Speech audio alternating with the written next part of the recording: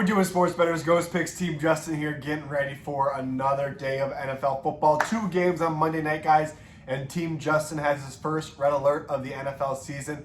Actually, it's our first red alert in over 5 months, guys. We've been waiting to pull the trigger on a big play.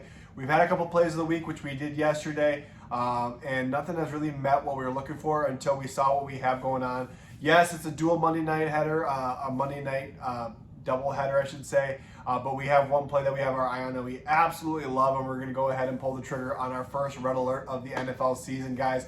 Like I said, it's going to be a big play, and it's going to be our first one of NCAA or NFL. Coming off a nice day in NFL action where we had our play of the week. We took the Atlanta Falcons money line versus the Green Bay Packers. It was an absolute sweat fest. Down 11 with about 8 minutes left to go in the fourth quarter. Falcons really looked dead in the water. They looked like they were, they were doing the right things, but they just kept coming up short in the red zone. They left some points on the board. A touchdown that, to me, it was still a very odd call. It was, if you watch the game, you know what I'm talking about. I caught it, toes in, and they said his heel touched, but his toes were in. It did not make sense to me. It's something I need to look into further as far as rules in the NFL, but obviously we were talking about it in our group chat, but I just unless they're saying his heel hit first, I don't know, whatever it was. But going forward, we had first and goal in the one. It gets stopped 3 plays in a row because they just give the ball to Robinson. The guy is an unreal talent. I was suspect to see if he was going to live up to the hype of the kind of what people are talking about in terms of fantasy action, like taking him as an RB1. Hey, guy's a stud. He really is a stud, and the Falcons got one there. And the best thing about the day was, for me at least, Jordan Love crumbled under pressure. Looked awful in the fourth quarter. I think the Packers as a team had maybe 2 yards in the fourth quarter. It was just a beautiful thing. As a diehard Viking fan, there's nothing you root for harder than to have a bad Packers quarterback. They've been blessed for too long with Rodgers and Favre. They can't have Jordan Love be a generational talent as well. And I'm telling you what, he looked decent in the first half. He had some nice balls, but when it came down to it and they got some pressure on him, he did not look very comfortable or good at all. Still a young quarterback. It's way too early to tell, but for me, I was happy. If he would have led them down and they would have got a game-winning field goal, I would have packed things in and just said, you know what? I need to find a new team to hate because the Packers they have a horseshoe up their ass. But he doesn't, and we go ahead and cover the game of the week. Not only that, we took the Bengals team total over 23.5. Joey Burrow does not look good once again, but we get the job done on that. They still lose, but we get the play as a winner. We had one loser today, a 3-unit. We took the Houston Texans versus, it was a toilet bowl.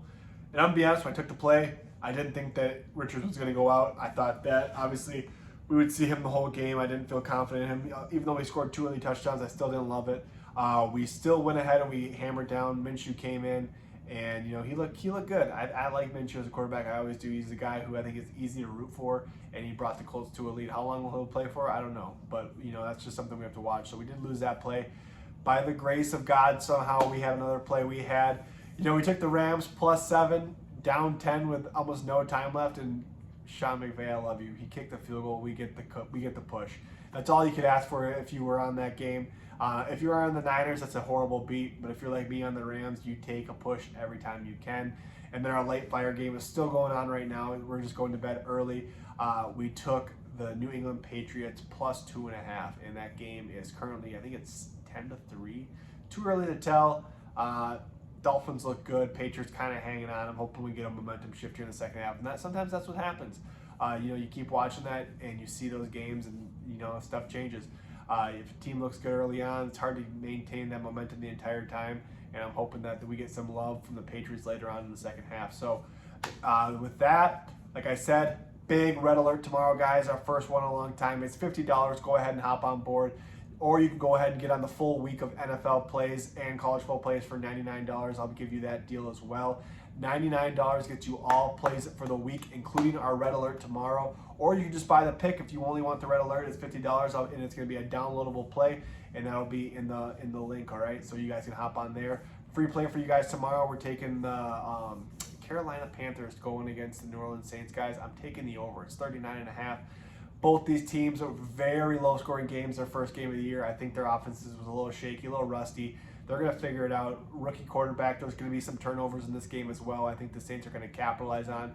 I'm taking the over in this one. I think it's going to be a little bit more high scoring than expected. So that's it for us. Hey, like I said, Red Alert tomorrow, guys. Make sure you hop on board. We're going to get locked in here for Team Justin's first Red Alert of the NFL season.